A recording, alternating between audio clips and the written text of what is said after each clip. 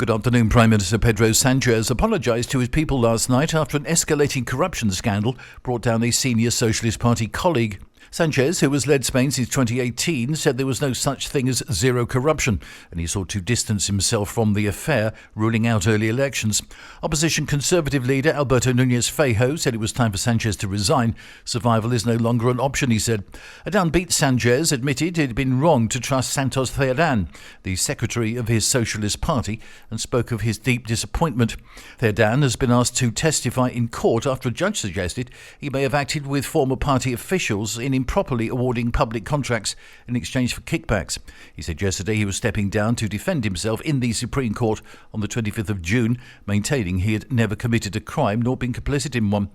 Despite his 7 years in power, Sanchez heads a shaky minority coalition secured after the Conservative People's Party won the 2023 elections but failed to form a government. Among mounting speculation over his own future, Sanchez called a news conference in a bid to head off the creeping scandal.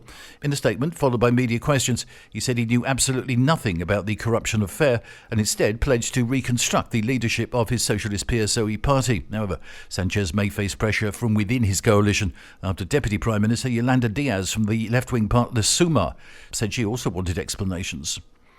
UN member nations voted overwhelmingly yesterday to demand an immediate ceasefire in Gaza, the release of all hostages held by Hamas, and unrestricted access for the delivery of desperately needed food to 2 million Palestinians. The vote in the 193-member General Assembly was 149 to 12 with 19 abstentions. It was adopted with a burst of applause. The resolution, drafted by Spain, strongly condemns any use of starvation of civilians as a method of warfare. Speaking before the vote, Israel's UN ambassador Danny Danon vehemently opposed the resolution. He denied that Israel was using starvation as a weapon of war, calling the accusation blood libel, and insists that aid is being delivered.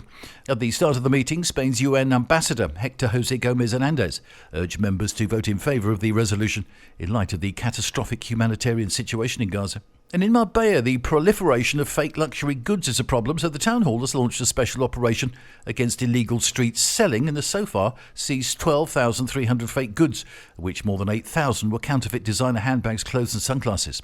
A total of 125 crime reports were drawn up and a dozen police officers were involved, 6 of them in uniform, 4 plainclothes and 2 on motorcyclists. The operation was a close collaboration between the local and the National Police. That's the latest from TRE. I'm Bob James.